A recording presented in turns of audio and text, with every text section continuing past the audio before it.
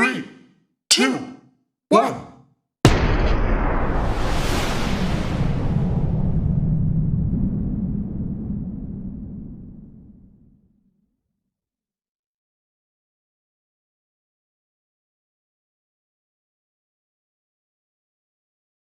Assalamualaikum warahmatullahi wabarakatuh. Jumpa lagi bersama kami Arek Riau Channel. Kita akan kembali membahas tentang sejarah sultan-sultan kerajaan Siak. Jika dari teman-teman ada yang berpikir kenapa kok lama sekali untuk pembahasan yang bagian 3, ya disebabkan kita memverifikasi beberapa sejarah yang memang harus datang langsung kepada ahli sejarahnya, biar tidak salah kami dalam menyampaikan. Di video sebelumnya kita sudah membahas tentang Sultan kelima, yaitu Sultan Muhammad Ali, yang mana ketika datang Sultan Ismail untuk meminta kembali tahtanya, maka Sultan Muhammad Ali pun dengan ikhlas memberikan tahta tersebut kepada saudaranya itu. Selanjutnya diberikanlah tahta dari Sultan Muhammad Ismail kepada anaknya, yaitu Tengku Sulung atau yang disebut Sultan Yahya Abdul Jalil, yaitu tepatnya pada tahun 1781. Di masa Tengku Sulung ini atau Sultan Yahya inilah kembali dipindahkan pusat pemerintahan kerajaan Siak yang awalnya berada di Pekanbaru, dipindahkan kembali ke Mempura. Teman-teman semua, sejarah tentang Sultan Yahya Abdul Jalil ini begitu sedikit sebab beliau pun memerintah begitu singkat, yaitu di tahun 1781 sampai 1784. Disebabkan banyak kemelut di keluarga kerajaan Siak sendiri, terutama keluarga yang mendukung Sayyid Ali, putra dari Tengku Badriah, dan Sayyid Utsman untuk menjadi sultan. Akhirnya pada tahun 1784 Sultan Yahya memberikan tahtanya atau memberikan kekuasaan kepada Sultan Syarif Ali sebagai pengganti beliau. Kemudian beliau pun pergi untuk mengasingkan diri ke suatu daerah yang bernama Dungun yang saat ini sudah masuk ke wilayah Malaysia, hingga beliau pun wafat dan dikuburkan di sana. Sultan ketujuh dari kerajaan Siak, yaitu Sultan Syarif Ali Abdul Jalil, berkuasa di tahun 1784 hingga 1810. Dan dari sinilah awal kerajaan Siak terdapat sentuhan campuran darah syarif atau ahlil bait Nabi SAW.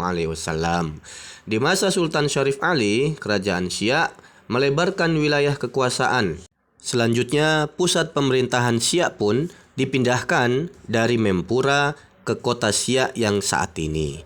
Dalam usaha memperluas wilayah, Sultan Syarif Ali senantiasa dibantu oleh ayahandanya, yaitu Sayyid Utsman, dan paman beliau, yaitu Sultan Muhammad Ali atau Sultan keempat dari Siak. Dan wilayah yang berhasil ditaklukkan oleh beliau diberikan julukan 12 jajahan Siak, yaitu Kota Pinang, Pagar Awan, Batubara, Bedagai, Kualu, Panai, Asahan, Bila, Serdang, Langkat, Temiang, dan Kota Deli. Di samping itu beliau mampu merebut kembali daerah Kubu, Bangko, dan juga Tanah Putih. Syarif Ali juga mengadakan serangan ke Sambas, Kalimantan Barat. Dari Sambas, Sultan Syarif Ali menaklukkan Pelelawan dan mengangkat saudara beliau, yaitu Tengku Syarif Abdurrahman, menjadi Sultan pertama Pelelawan. Bahkan teman-teman semua, para ahli sejarah banyak menulis di masa kekuasaan Sultan Syarif Ali ini, kekuasaan Siak begitu pesat dan juga begitu luas. Namun, lagi-lagi Kesultanan Siak mendapatkan goncangan dari dalam, yaitu dari keluarga kerajaan Siak sendiri. Dan pada tahun 1810, Sultan Syarif Ali pun turun tahta sebab beliau sudah udur berkali-kali mengikuti peperangan, dan tahta diserahkan kepada anak beliau, yaitu Tengku Ibrahim.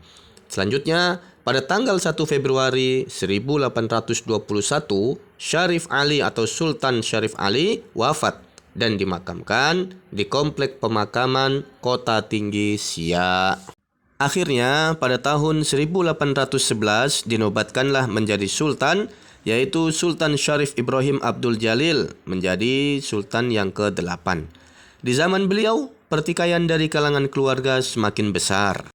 Di samping itu, Belanda juga semakin memperlihatkan pengaruhnya di kota Siak, hingga banyak rakyat Siak pun pergi meninggalkan Siak menuju ke Kalimantan Barat atau ke Pontianak. Maka bagi teman-teman yang berada di Kalimantan Barat, terutama di Pontianak dan Sambas lain sebagainya, banyak orang Melayu di sana, kemungkinan kalian adalah orang-orang keturunan dari Siak. Sultan Syarif pun semakin berat menerima tekanan-tekanan.